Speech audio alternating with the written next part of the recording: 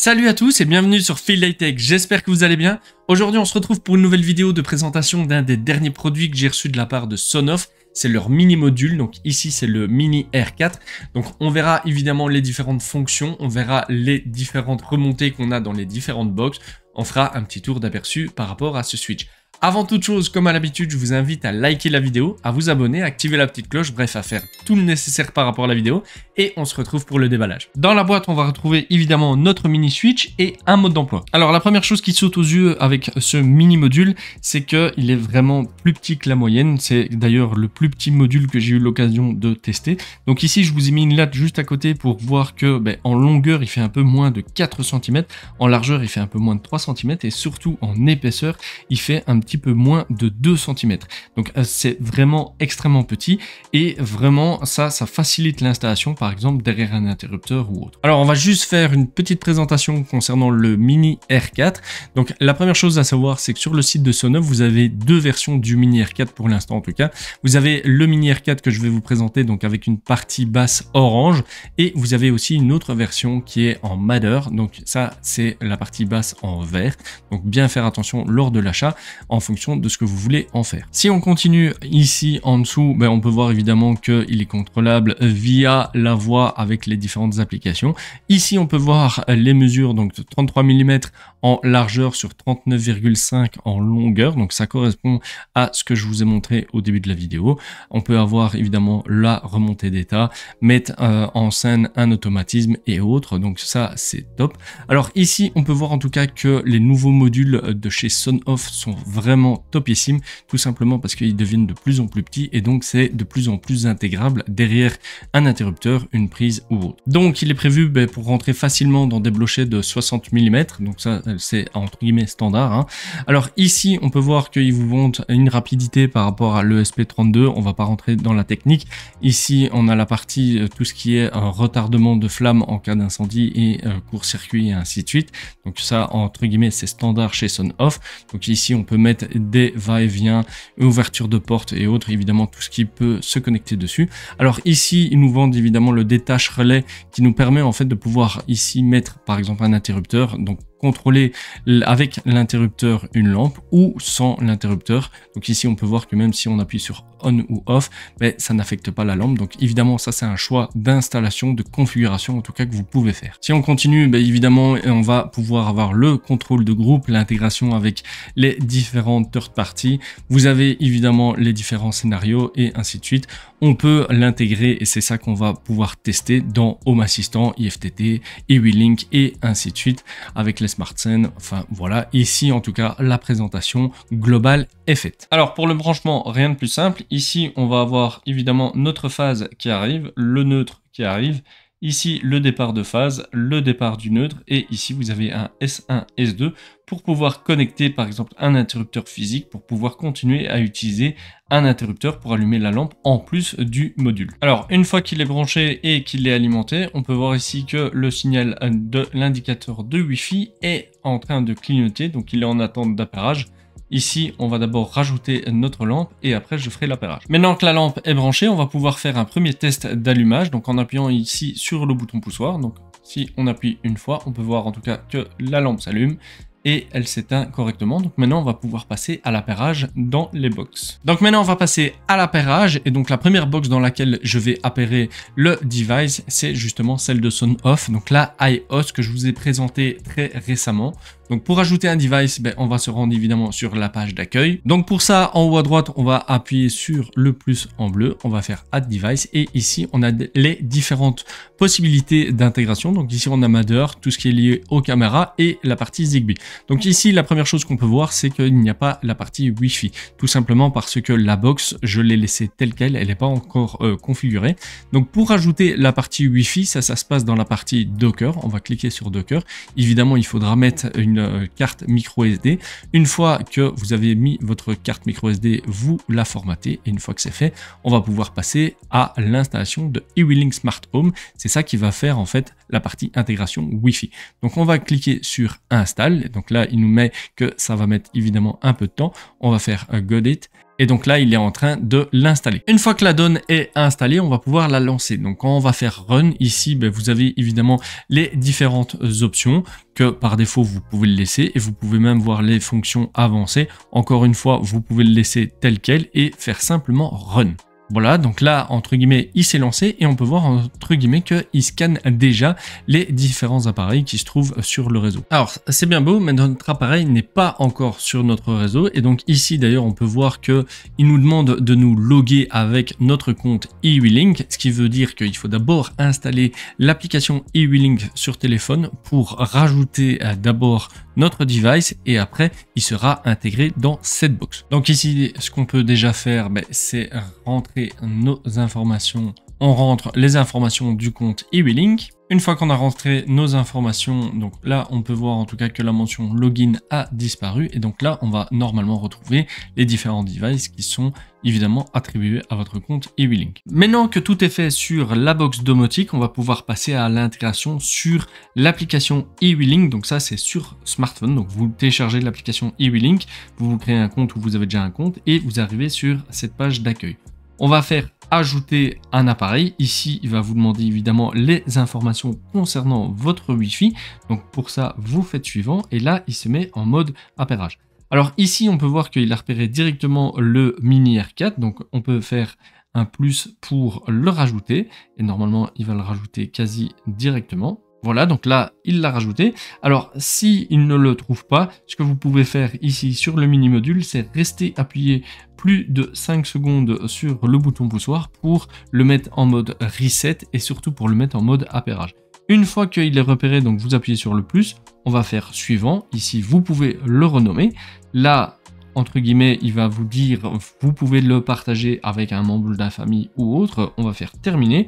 Donc là, on peut voir en tout cas qu'il est bien rajouté sur notre application et ici on peut voir aussi que il est rajouté sur la partie eWeLink qui se trouve sur notre box domotique. Alors chose importante à vérifier, c'est dans les paramètres du Mini R4. Donc quand vous allez aller sur l'appareil, ici en haut à droite vous appuyez sur les 3 petits points et là vous allez descendre et il faut bien vérifier que le contrôle sur réseau local est bien activé, tout simplement parce que ça va vous permettre de pouvoir justement le gérer via les différentes boxes domotiques. Alors évidemment, si vous voyez que ici vous avez un message orange et que vous n'avez pas la possibilité de faire un sync comme ici, il faut simplement redémarrer évidemment le Docker. Donc vous faites un restart et normalement ça devrait être bon. Une fois que vous êtes dans cette situation-ci, on peut faire sync. Donc là, il va automatiquement lier justement le Mini R4 avec la box domotique et celui-ci sera contrôlable via la iHost de Sonoff. Voilà, une fois que le sync est fait, donc là, ici, on peut voir que le message a changé et là, je peux le délier si je veux. Mais c'est comme ça que vous devez faire en tout cas que pour rajouter l'appareil sur la iHost de Sonoff. Donc maintenant, si je me rends évidemment sur ma page d'accueil, je peux voir donc que mon Mini R4 est rajouté comme un appareil. Et si je clique dessus, j'ai évidemment la configuration qui me permet un turn on, turn off. Ici, évidemment, il est toujours contrôlable depuis l'application, comme on peut le voir, mais aussi depuis la box domotique. Donc, si je clique dessus, on peut voir qu'il s'allume et s'éteint directement. À partir de ce moment-ci, vous pouvez évidemment l'intégrer dans différents scénarios. Donc ici, si je prends par exemple une scène, hop, je fais un if. Là, je peux dire par exemple un timer, voilà. Et alors, là, je vais aller dans Smart Device et je vais sélectionner par exemple mon Mini R4. Et ici, je vais dire, voilà, tu fais un on ou tu fais un off ou un reverse en fonction évidemment de ce que vous voulez faire. Voilà, donc ça c'est évidemment la configuration à faire pour la box domotique Sonoff, donc la iHost.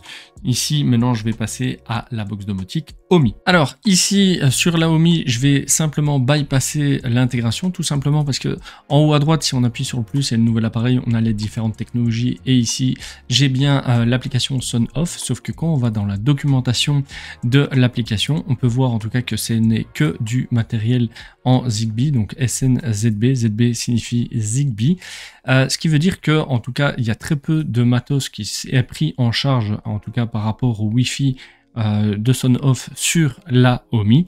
Donc Clairement, c'est vraiment pas la box domotique pour gérer du matos Sonoff en Wi-Fi. Et donc, il y a moyen d'intégrer ça avec différents chipotages. Mais ici, pour faire une vidéo de présentation simple, je ne vais pas le montrer. Et donc, je bypass l'intégration sur la Homey. On va passer directement à Home Assistant. Donc, maintenant qu'on est sur Home Assistant, on va voir comment rajouter donc la partie eWeLink. Alors, pour ceci, on va faire paramètres. On va aller dans modules complémentaires, on va dans boutique des modules complémentaires et en haut à droite vous avez les 3 petits points. Vous cliquez dessus, vous avez dépôt, on va se rendre dans le dépôt et on va rajouter une ligne de dépôt. Alors cette ligne évidemment je vous la mets dans la description, vous la rajoutez et vous faites ajouter. Là elle est bien rajoutée, on peut faire fermer.